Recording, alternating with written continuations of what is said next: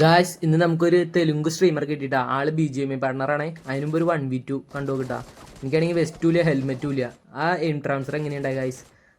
ഞാൻ രണ്ടുപേരെ അടിച്ച് ആദ്യമേ ഒരുത്തൻ ഓടി അവിടേക്ക് കയറി കയറിയില്ലേ, അവനെ നോക്കി കേട്ടാ. ഞാൻ ഒരുത്തനെ ഉള്ളൂ എന്ന് വിചാരിച്ച് 1 HP നേരെ ചാടി കഴപ്പ് കാണിച്ചതാ. നോക്കിയപ്പോൾ സർപ്രൈസ് ആയി ഇതേ ഇറങ്ങി വരുന്ന രണ്ടെണ്ണങ്ങൾ അടിച്ച് ഇറക്കി കിട്ടു.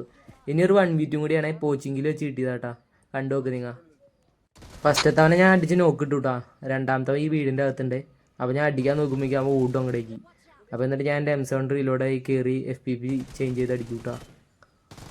ഇനിയാണ് നമ്മുടെ സ്ട്രീമറുടെ വരവ്. സ്ട്രീമറുടെ ലോബി കിട്ടിയൊക്കെ ചെയ്തു, പക്ഷെ ഒന്ന് ഉപ്പ് നോക്കാൻ പോലും കിട്ടാത്ത അവസ്ഥയായി പോയി. ഫസ്റ്റ് ഫൈറ്റിൽ ഇവൻ്റ് ഇറങ്ങിയപ്പോൾ എൻ്റെ ടീമേറ്റ് അവനെ 1v3 അടിച്ചായിരുന്നു. പക്ഷെ എനിക്ക് കിട്ടിയതാണെങ്കിൽ കില്ല് പോലും കിട്ടിയില്ല. അത്ര അടിയടിച്ച് അവൻ്റെ POV ഉണ്ട്, എൻ്റെ POV ഉണ്ട്. അതിനകത്ത് കറക്റ്റ് കണ്ടു കഴിഞ്ഞാൽ നിങ്ങൾക്ക് അറിയാൻ പറ്റും.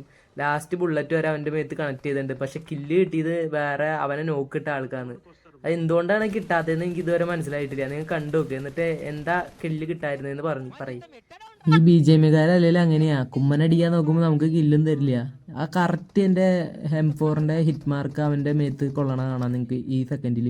ബട്ട് എന്നിട്ടും കില്ല് കിട്ടില്ല.